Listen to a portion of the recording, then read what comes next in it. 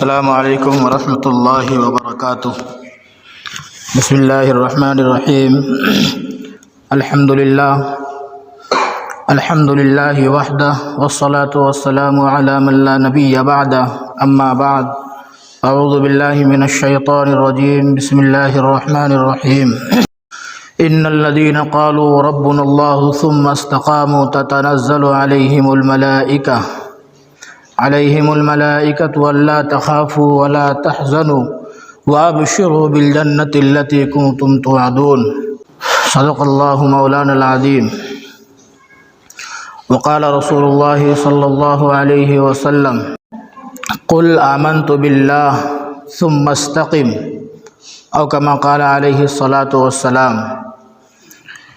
معزز اور محترم سامعین، پیارے دینی بھائیوں، بزرگوں اور میری آواز کو سننے والی پیاری ماں اور بہنوں، اللہ تبارک و تعالی نے ہمیں اور آپ کو بہترین زندگی اور اس زندگی میں آخرت کی تیاری کا بہترین موقع عنایت فرمایا ہے۔ ہم نے ابھی ایک آیت کریمہ تلاوت کی اور حدیث شریف کا ایک ٹکڑا آپ کے سامنے پیش کیا۔ قرآن کریم میں اللہ تعالیٰ نے فرمایا، جو لوگ ایمان لے آئے تو وہ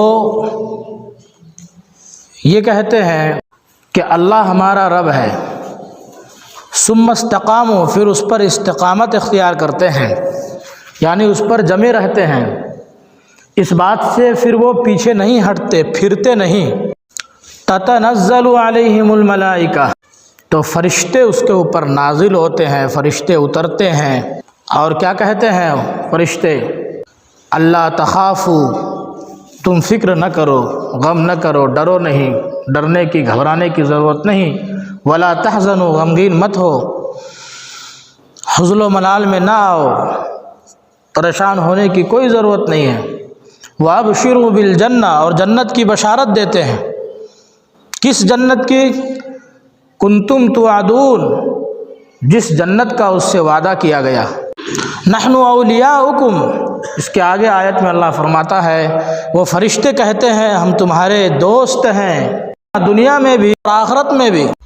یہ فرشتے ان کو تسلی دے رہے ہیں، اور اسی طریقے سے آیت پڑھتے چلے جائیں گے، پھر جنت کی خوشخبری اور جو ان کا نفس چاہ رہا ہے۔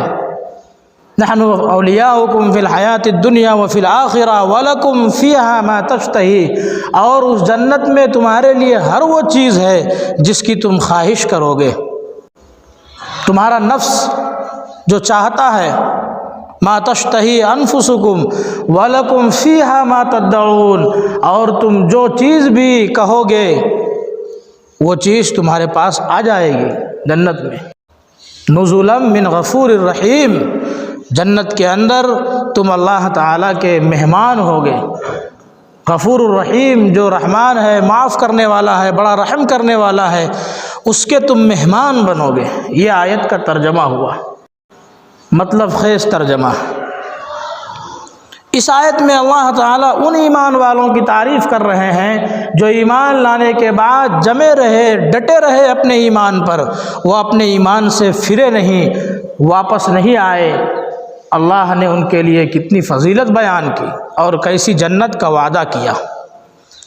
اب اس ایمان والے کے لیے اللہ فرشتوں کو بھیج رہے ہیں اور فرشتوں کے ذریعے ان کو تسلی دلا رہے ہیں۔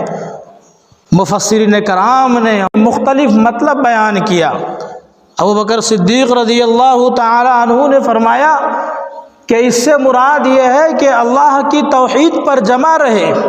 حضرت عمر رضی اللہ عنہ نے فرمایا کہ اس سے مراد یعنی کہ ایمان لاؤ پھر اس پر جمے رہو، اس سے مراد یہ ہے کہ بھلائی کا حکم کرتے رہو اور برائیوں سے روکتے رہو، اس پر جمے رہو، یہ اس سے مراد ہے۔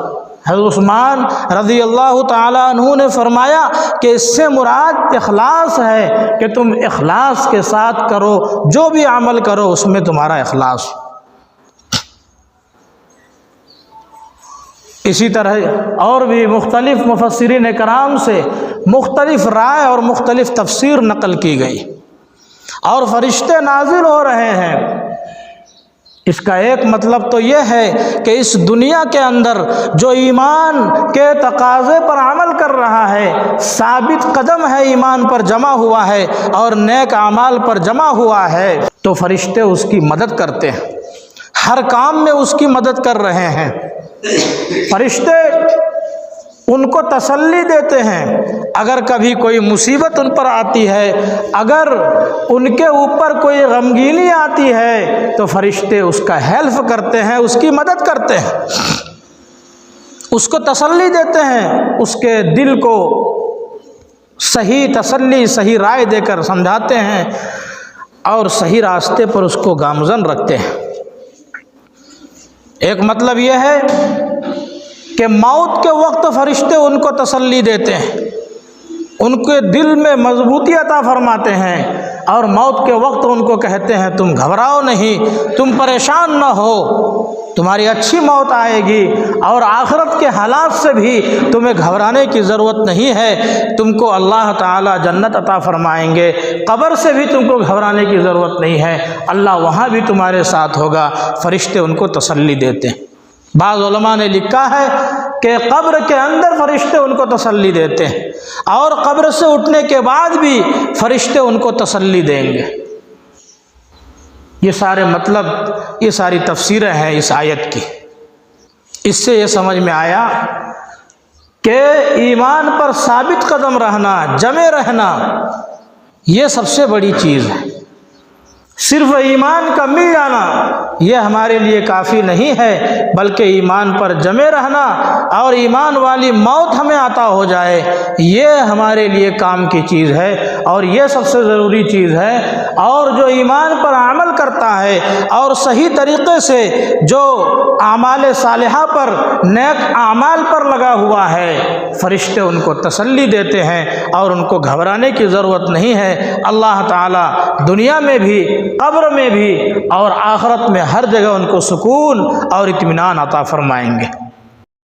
اسی طریقے سے جب ہم کسی چیز پر استقامت اختیار کریں گے، کسی چیز پر جم جائیں گے، خاص طور پر نیک عمل پر جب ہم جم جائیں گے اور اپنے نفس پر مجاہدہ برداشت کریں گے، مشقت کو برداشت کریں گے، پریشانیاں آئیں گی، حالات آئیں گے، ہم کبھی برداشت نہیں کر سکیں گے، ہمیں بہت حالات سے گزرنا پڑے گا، تو اس کے لیے پھر اللہ تعالیٰ نے ہمیں اور آپ کو صبر کی تلقین فرمائی۔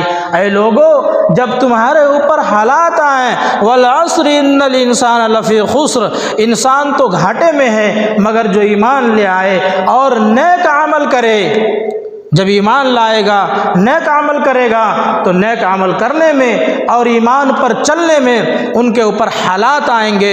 وتواصوا بالحق، اگر ہم حق کی لوگوں کو تاکید کرتے رہے، حق پر جمے رہے، حق کی دعوت دیتے رہے، تو ہمارے اوپر مصیبتیں آئیں گی، پریشانیاں آئیں گی، حالات آئیں گے۔ وتواصوا بالصبر، اور جب ہم صبر کی تلقین کریں گے تو حالات ان سب پر ضرور آئیں گے۔ تو ہمیں کہا گیا ایمان بھی لاؤ، نیک عمل بھی کرو، حق پر جمے رہو، دوسروں کو بھی حق پر قائم رکھنے کی کوشش کرو، اور جب پریشانی آ جائے تو تم صبر کے دامن کو پکڑ لو، تم دنیا میں بھی کامیاب ہو جاؤ گے اور آخرت کی زندگی بھی کامیاب ہو جائے گی۔ تو ہمیں صبر کی تلقین بھی کی گئی، اور ایمان اور نیک اعمال پر چلنے پر پریشانیاں آئیں گی، ہمیں اس طرف بھی متوجہ کیا گیا۔ یہ نہ سمجھو کہ ایمان پر حالات نہیں آئیں گے، بہت حالات آئیں گے، لیکن تمہیں اس پر صبر کرنا پڑے گا، جمنا پڑے گا۔ اور اس کے لیے صحابہ کرام کے واقعات ہمارے سامنے ہیں کہ کس طریقے سے وہ ایمان پر جمے رہے، ڈٹے رہے، اور کسی بھی حالت میں انہوں نے حالات سے سمجھوتا نہیں کیا، اپنے ایمان کا سودا نہیں کیا۔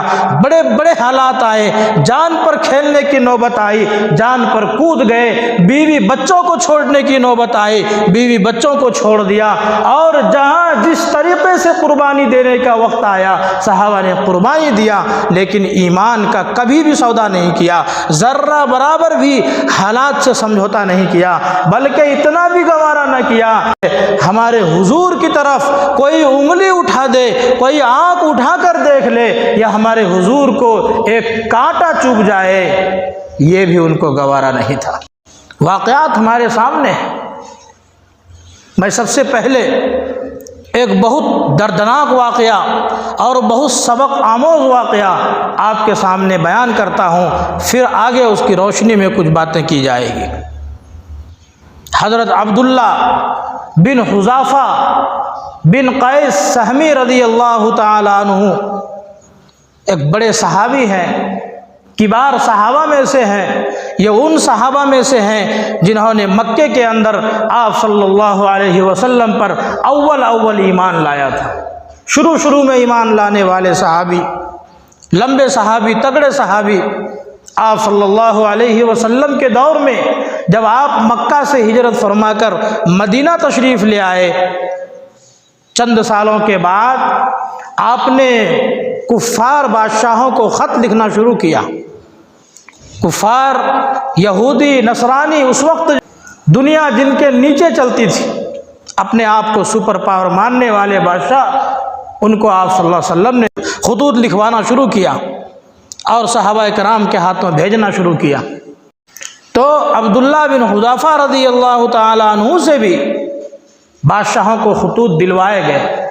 الغرض لیکن آپ صلی اللہ علیہ وسلم کے دور کے بعد ابو بکر صدیق رضی اللہ تعالی عنہ خلیفہ اول، پھر اس کے بعد خلیفہ ثانی حضرت عمر رضی اللہ تعالی عنہ کا جب دور آیا تو آپ نے قیصر روم سے جنگ کرنے کے لیے روم کی طرف ایک لشکر بھیجا، اور آپ کو اس لشکر کا سپہ سالار بنا کر بھیجا گیا، حضرت عبداللہ بن حذافہ رضی اللہ تعالی عنہ کو۔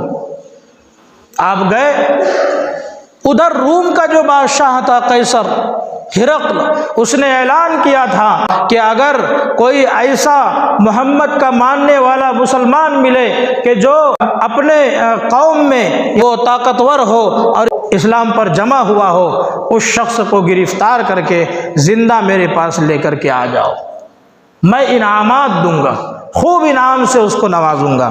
چنانچہ حضرت عمر رضی اللہ تعالیٰ عنہ کا دور ہے، جب عبداللہ بن حذافہ کو گورنر بنا کر بھیجا روم کی طرف، تو آپ کچھ دور چلے گئے، اس کے بعد کچھ بادشاہ کے لوگوں نے انعام کی لالچ میں آپ کو گرفتار کر لیا۔ آپ گرفتار ہو گئے روم کے بادشاہ کے سامنے۔ اب یہاں سے کھیل شروع ہوا، واقعہ شروع ہوا۔ اس بادشاہ نے، جو عیسائی بادشاہ تھا، اس نے کہا تم اس میرے دین کو قبول کر لو اور محمد کے دین کو چھوڑ دو۔ میں تمہارے سامنے دو پیشکش کرتا ہوں، نمبر ایک، میں آدھی حکومت کا مالک تجھے بنا دوں گا، اور اپنی بیٹی سے تیرا نکاح، تیری شادی کر دوں گا۔ شرط یہ ہے کہ تم میرے عیسائی دین کو، عیسائی مذہب کو قبول کر لو۔ آپ نے کہا کہ یہ تو بہت بڑی بات ہے، یہ تو بہت دور کی بات ہے کہ میں تمہارے مذہب کو قبول کر لوں، یہ تو ہم سے ہو ہی نہیں سکتا، تم چاہے جو کر لو، اس سے بہتر تو موت ہے کہ تمہارے ہاتھوں قتل ہو جاؤں، مر جاؤں، لیکن ایمان سے سمجھوتا یہ ناممکن ہے، امپاسبل ہے، ہم سے اس طرح کی ہرگز امید مت رکھو۔ کہا دیکھو، اگر تم نہیں مانو گے، قید کرا دوں گا، قتل کرا دوں گا، دردناک مصیبت دوں گا، اذیت میں مبتلا کر دوں گا، اور تجھے قتل کرا کر کے دردناک موت کے گھر اتاروں گا۔ کہا تجھے جو کرنا ہے کر لے، جو تیرے بس میں ہے وہ کر، میرے بس میں جو ہے میں وہ کروں گا۔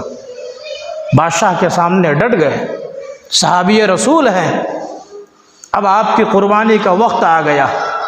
عیسائی بادشاہ سب سے پہلے تو جلاد کو حکم دیتا ہے کہ اس کو سولی پر لٹکاؤ، اور تیر اندازوں کو بلایا گیا کہ اس کے ہاتھ اور پاؤں کے آزو بازو میں نشانہ مارو، تیر چلاؤ، تاکہ یہ گھبرا جائے اور گھبرا کر میرے دین کو قبول کر لے، میری بات کو مان لے۔ تیر انداز بلائے گئے اور جس طرح ان کو سولی پر لٹکایا گیا تھا، سولی یعنی دونوں ہاتھ میں کیل ٹھوک دیا جاتا ہے اور دونوں پاؤں میں کیل ٹھوک دیا جاتا ہے کسی دیوار پر یا کسی اونچی جگہ پر، تاکہ وہ حرکت نہ کر سکے اور تڑپ تڑپ کر وہ دم توڑ دے۔ آپ کو سولی پر لٹکا دیا گیا اور تیر اندازوں کو کہا گیا کہ ہاتھ اور پاؤں کے آزو بازو میں تیر مارو، اس کے بدن کے سائیڈ میں تیر مارو، لیکن یاد رکھو اس کے بدن میں نہ لگے۔ تیر انداز بھی ویسے ہی تھے، ڈرانے لگے، تیر چلانے لگے۔ اسی درمیان میں یہ بادشاہ پوچھتا ہے، اے عبداللہ اب بھی تو سدھر جا اور میری بات کو مان لے، میرے مذہب کو قبول کر لے، اب بھی میں تجھے حکومت اور میں اپنی بیٹی سے نکاح کرانے کے لیے تیار ہوں، اور تو جو چاہے گا میں دینے کے لیے تیار ہوں، بس تو محمد کے دامن کو چھوڑ دے۔ پھر آپ نے وہی جواب دیا۔ جب دیکھا کہ یہ نہیں مان رہا ہے، کہا سولی سے اتارو، اس کو قید میں ڈال دو۔ قید میں ڈالا گیا، کئی دن بھوکے اور پیاسے رکھا گیا۔ کچھ دن کے بعد شراب اور خنزیر کا گوشت آپ کے سامنے پیش کیا گیا کہ یہ تو بھوکا ہے، کھا لے گا پی لے گا۔ آپ کے سامنے جب پیش ہوا، بادشاہ نے کہا دیکھ تیرے سامنے یہ چیزیں ہیں، کھا لے۔ اس وقت حضرت عبداللہ نے جواب دیا کہ اے بادشاہ سن، میرے لیے اس وقت یہ چیزیں حلال ہیں، میں مجبوری کے عالم میں ہوں، میں بھوک سے تڑپ رہا ہوں اور موت کے منہ کی طرف جا رہا ہوں۔ میں اس وقت اگر یہ شراب پی لوں اور یہ حرام گوشت کھا لوں تو میرے اوپر کوئی گناہ نہیں ہوگا، اس لیے کہ اللہ تعالیٰ نے اس وقت اجازت دی ہے۔ لیکن سنو، اس کے کھانے سے اور اس شراب کے پینے سے تیرے دل کو خوشی ہوگی، اور میں یہ ہرگز نہیں چاہتا کہ میرے کسی عمل سے تجھے خوشی پہنچے، اس لیے میں اس کو ہرگز نہیں کھا سکتا ہوں۔ قید میں ہیں، بھوک سے تڑپ رہے ہیں اور ایک کھانا اس کے سامنے ہے، اگرچہ حرام ہے لیکن اس حالت میں وہ کھانا اس کے لیے جائز ہے، پھر بھی کیا کہا، میں کھا سکتا ہوں، میں اس شراب کو پی سکتا ہوں، لیکن اس سے تجھے خوشی ملے گی، اور اے کافر میں تجھے خوش کرنا نہیں چاہتا، میں کوئی ایسا کام کرنا نہیں چاہ رہا ہوں جس سے تیرا دل خوش ہو جائے۔ ہے کسی میں ہمت؟ اس کے بعد کچھ دن کے بعد پھر ایک حسین و جمیل عورت اس کے سامنے پیش کیا گیا، اس کے ہاتھ میں کھانا لے کر بھیجا گیا۔ وہ عورت پہنچتی ہے قید خانے کے اندر، آپ ایک جگہ بیٹھے ہوئے ہیں اور نظر اٹھا کر کے بھی نہیں دیکھا، بہت دیر تک وہ عورت وہاں رکی اور غصے سے جھلا کر باہر آئی اور کہا اے بادشاہ تو کس آدمی کے سامنے مجھے بھیجا تھا؟ وہ تو انسان نہیں پتھر معلوم ہو رہا ہے، میں اتنی دیر تک وہاں رہی، میں اس کے سامنے ڈانس بھی کرتی تھی، اپنی ادائیں بھی دکھا رہی تھی، لیکن انہوں نے تو اپنے چہرے کو، اپنی نظر کو اٹھا کر کے بھی میرے طرف نہیں دیکھا۔ جب بادشاہ کا یہ طریقہ بھی فیل ہو گیا، یہ حربہ اور یہ تدبیر بھی فیل ہو گئی، تو پھر کہا گیا، حکم دیا گیا کہ ان کو قید سے نکال کر باہر لاؤ۔ باہر لایا گیا، اور بھی کچھ مسلمان قیدی قید میں تھے، کہا کہ ان قیدیوں میں سے 2 قیدی کو بلاؤ اور تانبے کی ہانڈی میں خوب تیل گرم کرو، اس ہانڈی کو خوب پکاؤ۔ جب وہ ہانڈی اور اس میں تیل خوب پکنے لگا، کھولنے لگا، کہا کہ ان میں سے ایک مسلمان کو اس میں ڈال دو۔ چنانچہ اس کھولتے ہوئے تیل میں ایک قیدی مسلمان کو ڈال دیا گیا۔ جو ہی اس کو ڈالا گیا، اس کے گوشت ہڈیوں سے الگ ہو گئے اور اس کی ہڈی نظر آنے لگی۔ اب وہ بادشاہ کہتا ہے اے عبداللہ اب بھی تو محمد کے دامن کو چھوڑ اور میرے مذہب کو قبول کر لے، میرے مذہب پر ایمان لے آ، میں تجھے چھوڑ دوں گا، ورنہ یاد رکھ تجھے بھی اس ہانڈی میں ڈال دوں گا جس طریقے سے تیرے ساتھی کو ڈالا گیا۔ آپ نے کہا اے بادشاہ تیرے اختیار میں ہے، جو ہے وہ کر لے، لیکن میں محمد کے دامن کو چھوڑنا تو درکنار ہے، میں یہ بھی پسند نہیں کرتا ہوں کہ آپ صلی اللہ علیہ وسلم کو ذرہ برابر کوئی تکلیف ہو۔ چنانچہ حکم ہوا کہ ان کو بھی اس ہانڈی کے اندر ڈال دیا جائے، اب ڈالنے کے لیے لکڑی کے کچھ سامان تیار کیے گئے جس سے اس کو ڈھکیل کر اس ہانڈی میں ڈال دیا جائے، کیونکہ قریب جانے کی ان لوگوں میں سے کسی کی بھی ہمت نہیں ہو رہی تھی۔ چنانچہ تیاری ہو گئی اور آپ کو جب ڈالنے کے لیے لے جایا جانے لگا تو حضرت عبداللہ رضی اللہ تعالیٰ عنہ کے آنکھوں سے آنسو جاری ہو گئے۔ بادشاہ اور اس کے لوگوں نے سوچا کہ شاید یہ ڈر گیا۔ اب پھر بادشاہ نے اس کو بلوایا، کہا کہ اس کو میرے پاس لاؤ اور پوچھا، اے عبداللہ تم کیوں رو رہے ہو؟ کیا میرے عذاب سے ڈر گئے؟ کیا میری تکلیف سے ڈر گئے؟ چلو اگر ڈر گئے ہو تو اب بھی تم میرے دین کو قبول کر لو، اب بھی تم محمد کے دامن کو چھوڑ لو۔ اب اس جواب کو سنیے جو حضرت عبداللہ نے اس وقت دیا، اے بادشاہ میں اس وجہ سے نہیں رو رہا ہوں کہ اس مسلمان کو تکلیف ہوئی، اس ایمان والے کو تکلیف ہوئی اور تم نے اذیت ناک اس کو موت دی، بلکہ میں اس وجہ سے رو رہا ہوں کہ جب تو مجھے تیل میں ڈالے گا، جب تو مجھے گرم ہانڈی میں ڈالے گا تو میری ایک جان جائے گی، کاش میرے سر میں جتنے بال ہیں اتنی جان میرے بدن میں ہوتی اور میں ان تمام جانوں کو اس ہانڈی میں قربان کر دیتا۔ میں تو اس وجہ سے رو رہا ہوں کہ میرے پاس ایک ہی جان ہے محمد پر قربان کرنے کے لیے، اس نبی پر قربان کرنے کے لیے جو تمام عالم کے لیے رحمت بنا کر بھیجے گئے ہیں، جو تمام عالم کے ہمدرد اور شفیق ہیں۔ میرے پاس ایک ہی جان اس پر قربان کرنے کے لیے ہے، کاش کہ میرے پاس سینکڑوں ہزاروں اور لاکھوں جانیں ہوتی اور میں سب کو نبی پر قربان کر دیتا۔ جب یہ جواب سنا وہ بادشاہ بھی دنگ رہ گیا، حیرت میں پڑ گیا اور کہا کہ اب میرے بس میں نہیں ہے کہ میں اس کو اپنے راستے کی طرف بلا سکوں یا اپنے مذہب کی دعوت دے سکوں اور اس کو قبول کرا سکوں۔ اس نے کہا کہ اے عبداللہ ایک بات مان لے، میں تجھے رہا کر دوں گا۔ کہا کیا ہے؟ کہا تو آ اور میرے سر پہ میری پیشانی پہ بوسہ دے دے، میں تجھے چھوڑ دوں گا، رہا کر دوں گا۔ حضرت عبداللہ بن حذافہ رضی اللہ تعالیٰ عنہ نے دیکھ لیا کہ اب یہ بادشاہ تو اس طرح تنگ آ چکا ہے، اب یہ اپنی ذلت کو چھپانے کے لیے مجھے پیشانی پر بوسہ دینے کہہ رہا ہے تاکہ لوگوں کے سامنے، ان کی رعایا کے سامنے اس کی تھوڑی عزت ہو جائے، لیکن اگر میں یہ کام کر لیتا ہوں تو اس میں تو نہ ہمارے نبی کا اور نہ ہمارے دین کا کوئی نقصان ہے۔ تو اس نے ایک شرط رکھی، کہا سن، اگر میں تیرے سر پر بوسہ دوں تو میرے ساتھ جتنے مسلمان تیرے قید میں اور جیل میں ہیں کیا تو سب کو چھوڑ دے گا؟ کہا ہاں چھوڑ دوں گا۔ اب آپ نے اپنے دل میں سوچا کہ اتنی جانوں کی بات ہے، اگر ایک چھوٹا سا کام کر لوں تو اس میں میرے دین کا تو کوئی نقصان نہیں ہے، بس بوسہ دینا ہے اور اتنے جانوں کو یہاں سے چھڑا کر لے جانا ہے۔ چنانچہ آپ نے اس کے سر پر جا کر بوسہ دے دیا اور اس بادشاہ نے بھی وفاداری دکھائی اور ان کے ساتھ ان کے تمام ساتھیوں کو چھوڑ دیا۔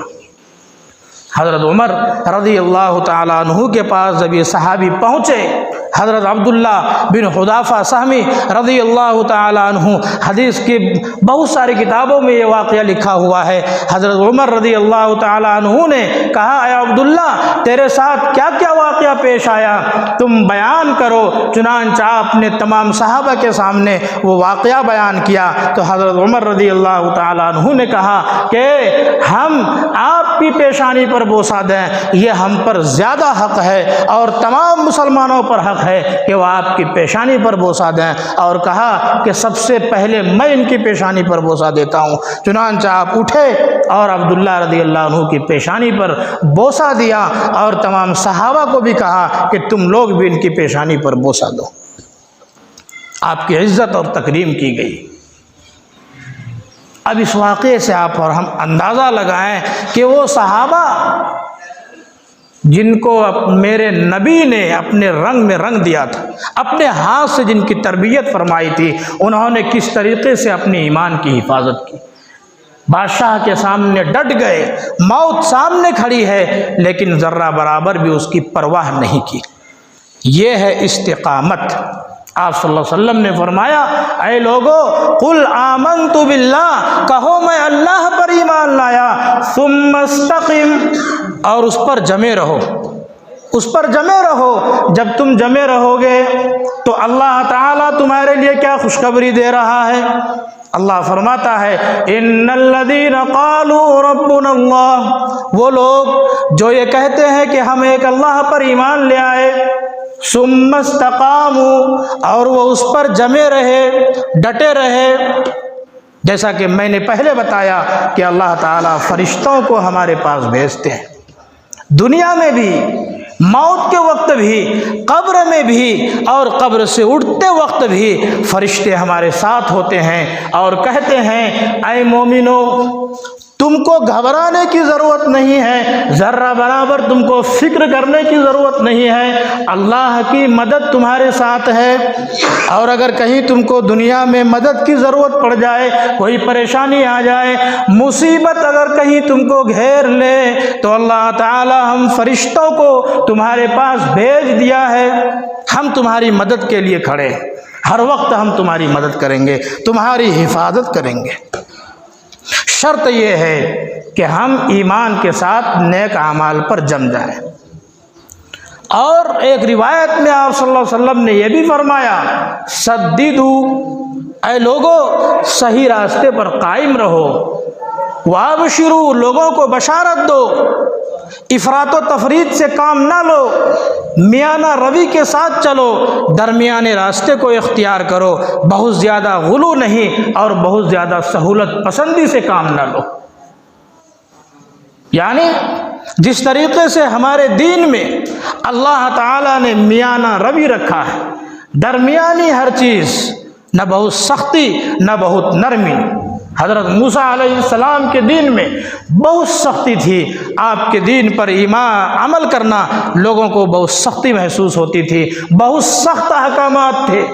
یہاں تک کہ بعض روایتوں میں ہے کہ ان شریعتوں میں ایسے احکامات بھی تھے کہ اگر کپڑے پر ناپاکی لگ جائے تو دھونے سے بھی وہ کپڑا پاک نہیں ہوتا تھا، اس کپڑے کو وہاں سے کاٹ دو. اگر کوئی بڑا گناہ کر لے، زنا کر لے، چوری کر لے، شراب پی لے، یا اور کوئی بڑا گناہ جو کبیرہ گناہ ہے، تو اس وقت توبہ کا حکم نہیں تھا، اس کا توبہ یہی تھا کہ اس کی گردن اڑا دی جائے، اس کو قتل کر دیا جائے. جس کو قتل کر دیا گیا سمجھ لو اس کی وہی توبہ ہے. اور حضرت عیسیٰ کے دین میں، حضرت عیسیٰ علیہ السلام کے مذہب میں بہت آسانی تھی، بہت نرمی تھی. لیکن ہمارے مذہب میں نہ بہت نرمی ہے نہ بہت سختی ہے، بالکل اللہ تعالیٰ نے دین کی طرف صاف اور شفاف اور بالکل درمیانہ مذہب ہمیں اور آپ کو عطا کیا. ہم نماز پڑھتے ہیں، نہ کوئی روپیہ ہے، نہ کوئی پیسہ ہے، نہ کوئی کسی طاقت کی ضرورت ہے، اور نہ ہی حرج اور دقت. پوری زمین ہمارے لیے مسجد ہے. ہم اگر مسجد تک نہ بھی جا سکیں، کہیں بھی مصلی بچھاؤ، جگہ پاک ہو، نماز پڑھ لو، نہ پیسے کی ضرورت، نہ طاقت کی ضرورت، نہ اور کچھ خرچ کرنے کی ضرورت. اسی طرح اور بھی تمام اعمال کو دیکھ لیجئے، ہمارے دین میں نہ سختی رکھا ہے نہ اللہ تعالیٰ نے بہت زیادہ نرمی رکھا ہے. ہمیں اور آپ کو یہ حکم دیا گیا عبادت بھی کرو، کھاؤ پیو بھی، اپنی بیوی بچوں کے لیے کام بھی کرو، حلال لقمہ ان کو کھلانے کے لیے محنت بھی کرو، مشقت بھی اٹھاؤ، نماز بھی پڑھو، روزے بھی رکھو، نکاح بھی کرو، حلال کام کو کرو، حرام کام سے بچو، حرام کے قریب مت جاؤ، اور حلال کو چھوڑنا بھی نہیں ہے. یہ ہماری شریعت کہتی ہے. اگر کوئی اپنے آپ پر کسی حلال چیز کو حرام کر لے تو شریعت اس سے روکتی ہے، منع کرتی ہے. آپ صلی اللہ علیہ وسلم کے اعمال کو دیکھ کر بہت سارے صحابہ کرام نے یہ طے کر لیا تھا کہ اب ہم نکاح ہی نہیں کریں گے بلکہ ہمیشہ نماز پڑھیں گے. کچھ صحابی نے کہا ہم ہمیشہ لگاتار روزہ رکھا کریں گے، دنیا میں ہم پڑھیں گے ہی نہیں. جب آپ صلی اللہ علیہ وسلم کو معلوم ہوا، آپ نے منع کیا، کہا نکاح بھی کرو، نماز بھی پڑھو، روزہ بھی رکھو اور دنیا بھی کماؤ. شریعت تم کو کمانے سے نہیں روکتی ہے، لیکن سب چیز میں میانہ روی ہو اور اس پر ثابت قدمی ہو. آپ نے فرمایا احب الاعمال الی اللہ، سب سے بہترین اعمال اللہ کے نزدیک وہ ہے ادومھا، کہ جس پر دوامت ہو، وَإِن قَلَّ، اگرچہ کم ہو، یعنی ہم 2 ہی رکعت روزانہ نفل پڑھیں، لگاتار ہم پڑھتے رہیں، ہم کچھ کم ہی صدقہ کریں لیکن روزانہ یا گاہے بگاہے کچھ نہ کچھ کرتے رہیں، اللہ کو راضی کرنے کے لیے ہم تھوڑا بہت ہی عمل کریں لیکن اخلاص کے ساتھ کریں اور لگاتار اس کو کریں۔ شریعت نے ہمیں اور آپ کو یہ حکم دیا۔ اگر لگاتار ہم 2 رکعت ہی نماز پڑھیں گے تو وہ ان اعمال سے بہتر ہیں کہ ہم لگاتار ایک روز رات بھر جگ کر کے عبادت کر لیے، تہجد پڑھ لیا، نفلی عبادتیں کر لی اور پھر دوسرے دن سے ہم غائب ہو گئے۔ یہ اللہ کو پسند نہیں ہے، یہ بہت زیادہ افضل طریقہ نہیں ہے، بلکہ عمل تھوڑا ہو لیکن ریگولر ہو، ہمیشہ ہو، برابر ہو، یہ اللہ کو پسند ہے۔ یہ اعمال میں سب سے بہترین اعمال ہے۔ ایک دن نفس پر خوب مجاہدہ کرنے والا دوسرے دن تھک کر بیٹھ جائے گا، اور جو تھوڑا تھوڑا روزانہ کرتا رہے گا وہ اس کو کرتا ہی رہتا چلا جائے گا، اور اللہ تعالیٰ کی خوشنودی اس کو حاصل ہوتی رہے گی۔ جو روزانہ اللہ کے دربار میں آ رہا ہے، فرض پڑھ رہا ہے، اور سنت مؤکدہ جو ضروری سنت ہے اور جو واجب ہے اس کو پڑھ کر چلا جاتا ہے، وہ زیادہ نفل نماز نہیں پڑھتا لیکن وہ روزانہ کرتا ہے۔ اور ایک وہ آدمی ہے جو آیا اور فجر سے لے کر مغرب عشاء تک نماز ہی پڑھ رہا ہے، دوسرے دن غائب ہو گیا۔ آپ بتائیں بہتر کون ہے؟ وہ تو غائب ہو گیا، وہ تو اللہ کی ناراضگی دوسرے دن سے مول لینا شروع کر دیا۔ لیکن جو آدمی ریگولر آ رہا ہے اللہ تعالیٰ کے دربار میں، روزانہ اللہ سے ملاقات ہو رہی ہے، چاہے تھوڑے وقت ہی کے لیے ہو، اسی لیے آپ صلی اللہ علیہ وسلم نے فرمایا کہ بہترین اعمال وہ ہیں جس کو ہمیشہ کرو، برابر کرو، اگرچہ تم کم کرو۔ یہ ہے ہماری شریعت کا مزاج۔ اللہ تعالیٰ ہمیں بھی اعمال پر ہمیشگی دوامت اختیار کرنے کی توفیق عطا فرمائے، اور ہمیں نیک اعمال پر جمنے کی اور ثابت قدم رہنے کی توفیق عطا فرمائے، اور اللہ ہمارے ایمان کو آخر دم تک بچا دے اور ہمیں خاتمہ بالخیر عطا فرمائے۔ آمین۔ وآخر دعوانا ان الحمد للہ رب العالمین۔ جو لوگ سنت نہیں پڑھے وہ سنت پڑھ